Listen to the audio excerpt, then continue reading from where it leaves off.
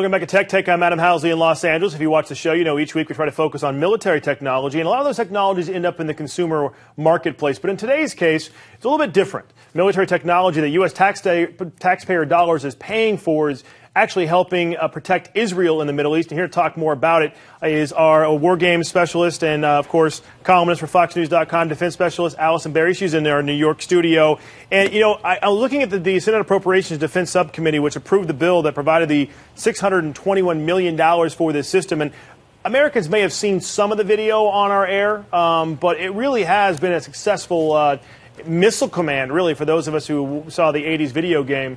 This Iron Dome has been very successful. Talk about it for us, Allison. It has, yes. And I've got a lot of questions, so I thought this is a good opportunity to kind of clarify. And since we had this news of additional investment from U.S. tax dollars money, I thought people might be interested in what exactly we're paying for.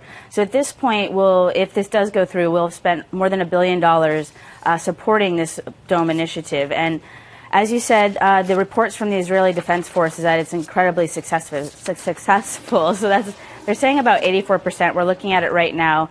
And the way it works, Adam, is it's pretty straightforward. To be clear, it's only the first layer of the missile shield in Israel. So it's really meant to protect against those shorter range threats. So what we're looking at here is what happens is the bad guys throw over, say, an artillery shell.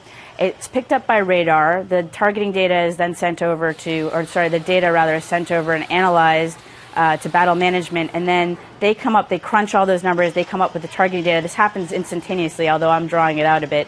And then the firing unit then responds and accordingly and sends up an interceptor. So what we're seeing is the interceptor, and it tends to be a Tama rocket that goes for about $60,000 a pop. I have seen estimates suggesting that sometimes they're as expensive as $100,000 a pop.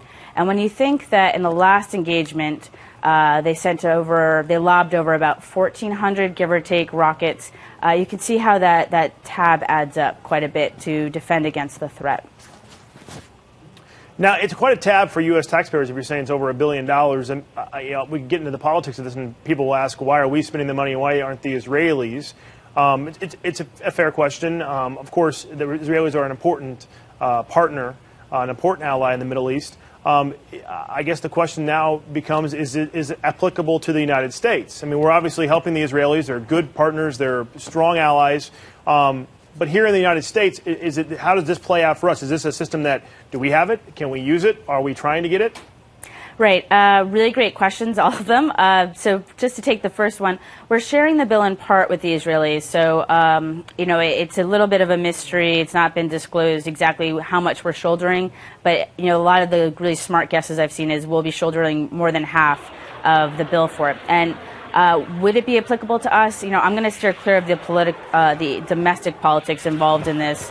And why we're doing it, but I will say that it doesn't make sense for our homeland because this is really a short-range system, so it's not something that we would be, say, replicating over the United States to defend against rockets being lobbed over from Canada or Mexico. I don't think that's a threat, one of the few threats we don't have to deal with on our horizon right now.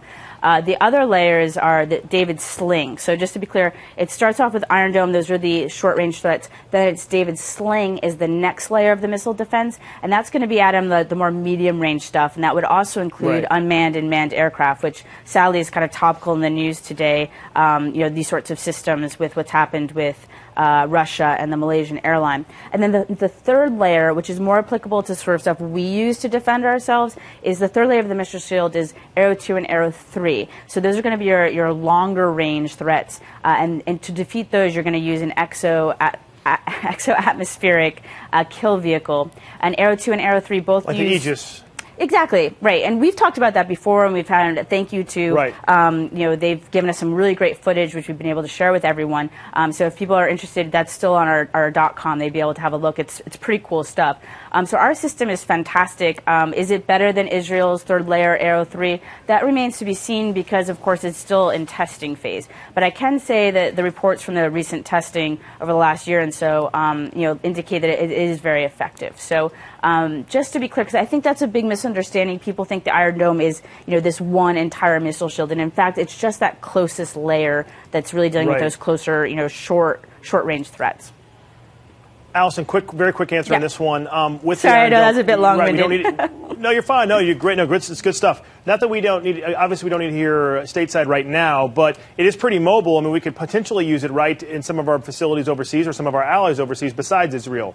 That's my question is, have we thought about instigate? I mean, do we have this? Have we bought this? Is there chances we're going to use this system, or is it right now just basically Israel using the Iron Dome? Well, it's an Israeli company, Rafael, that's built it. And this time there's been more strings attached. So Raytheon, a lot of those tax dollars will be coming back to a U.S. company that's been charged with helping to build, continue to expand Iron Dome. Will we see it in the United States? I really strongly doubt it, Adam. Could we see it in overseas assets? Fantastic question. Because as you were suggesting, it would make sense, say, for embassies or something like that. But I think we have a lot of great U.S. technology that is just as good, if not better. So I don't think we'll see it anytime soon. All right, Allison Barrie, War Games columnist and defense specialist for FoxNews.com. You can find out more about this article and all the other ones we referred to on FoxNews.com. She joins us from New York. We appreciate you coming on as always, Allison. And for a lot more information on this, again, and all the other military technologies, you can go to FoxNews.com and see her articles. In Los Angeles, I'm Adam Housley, and you're watching Tech Take.